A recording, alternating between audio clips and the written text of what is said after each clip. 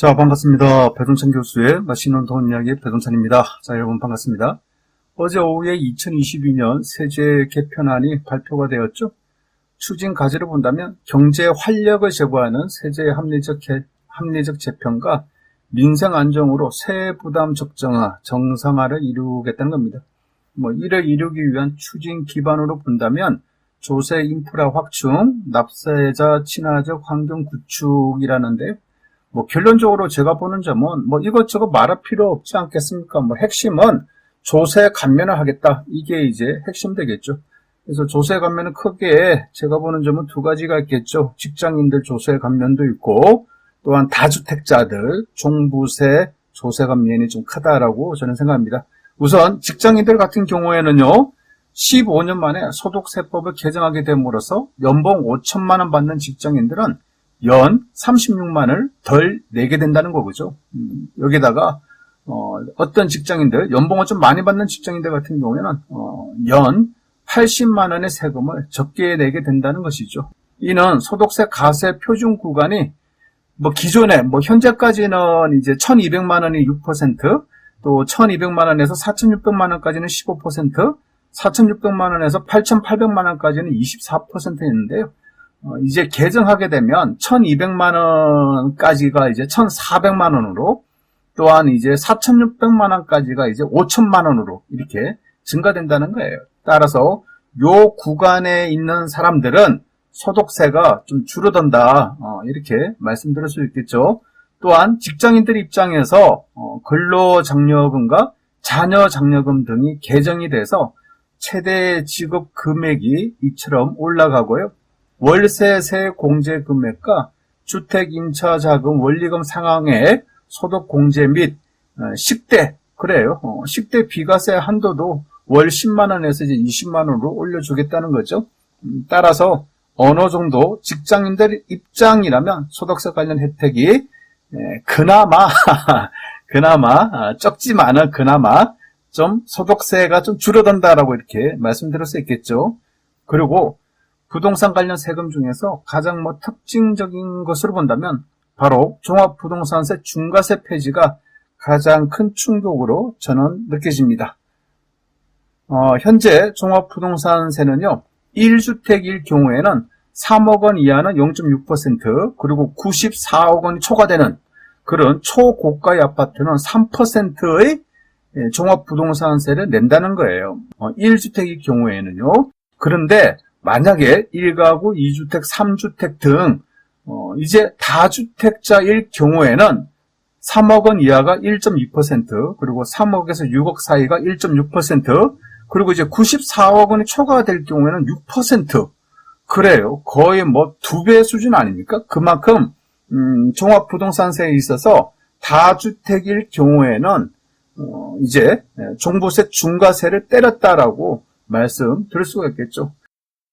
개정되는 종합부동산세 세율을 살펴보면 3억 원 이하가 0.5%로 오히려 1주택자도 더 떨어지는 거예요. 그리고 최대가 94억 원이 초과되는 경우라 하더라도 2.7%로 인하된다는 얘기입니다. 이거는 1주택이든 다주택이든 상관 안 하고 단일 세율을 이제 한다는 거예요. 쉽게 말씀드리면 다주택자들에 대한 종합부동산세 중과세가 폐지됐다. 그렇죠? 완전 없어졌다.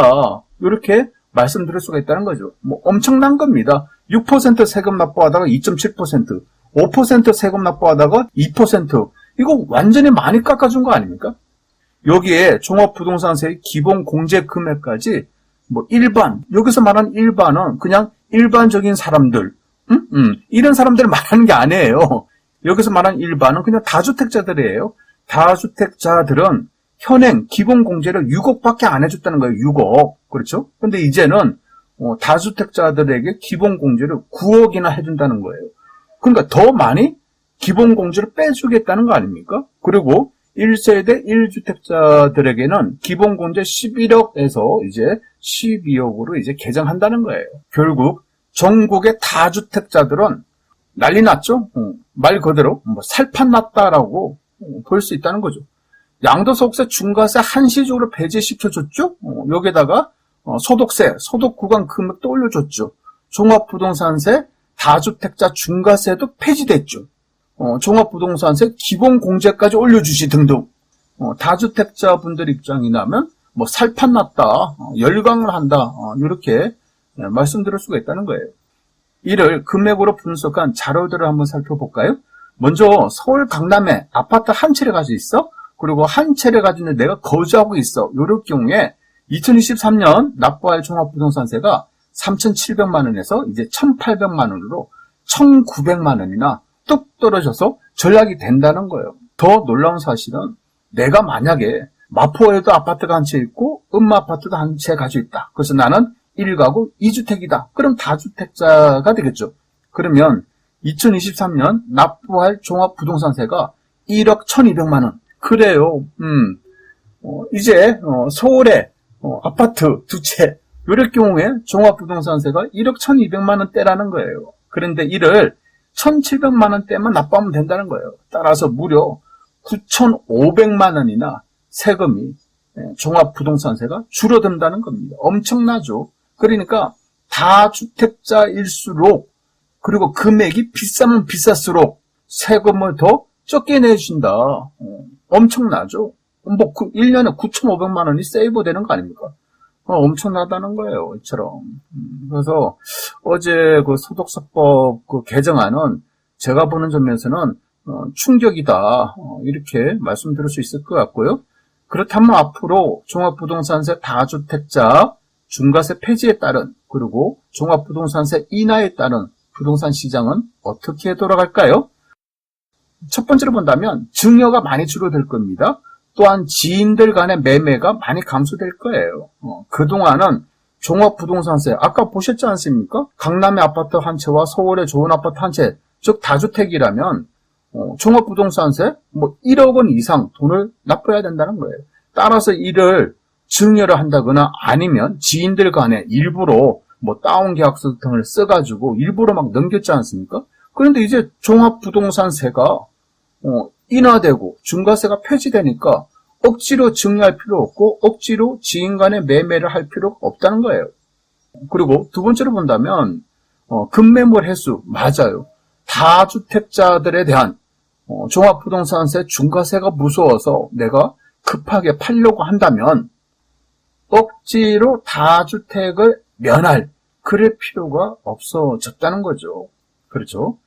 그리고 세 번째로 본다면 개발 이슈가 있는 지방 아파트에 대한 관심은 증가될 것이다. 그렇죠? 이제 뭐 종합부동산세 무서워서 다주택을 못했다면 그렇죠? 이제는 뭐 다주택의 뭐 유무와 상관없지 않습니까?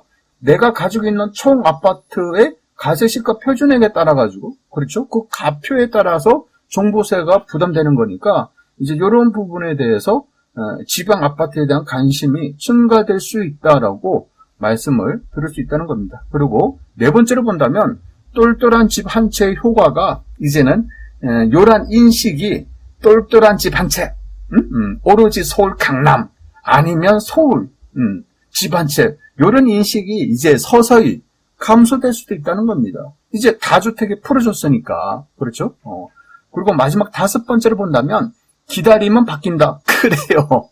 아마 이 부분이 제가 보는 점에서는 가장 큰 문제라고 저는 생각합니다. 정부가 바뀌면, 정권이 바뀌면, 또한 부동산 가격이 너무 급등을 하면, 그렇죠? 규제를 하고. 근데 부동산 가격이 조금 떨어지면 또다시 확 풀어줘 버려요. 따라서 부동산 관련 세금 중과세가 이루어진다면 언젠가는 때가 되면 바뀔 것이다. 그러한 순간까지 그냥 버티면 된다. 이런 인식들이 심어주는 것은 아닌지 이런 부분이 걱정이 되죠. 뭐 쉽게 말씀드린다면 부동산 정책에 대한 신뢰도가 떨어지는 이런 부분은 문제다라고 말씀을 드릴 수 있을 것 같아요. 아무튼 오늘은 개정되는 소득세법 중에서 종합부동산세 관련해서 중점적으로 말씀을 해드렸습니다. 이상까지 배동찬 교수의 맛있는 돈 이야기였습니다. 감사합니다.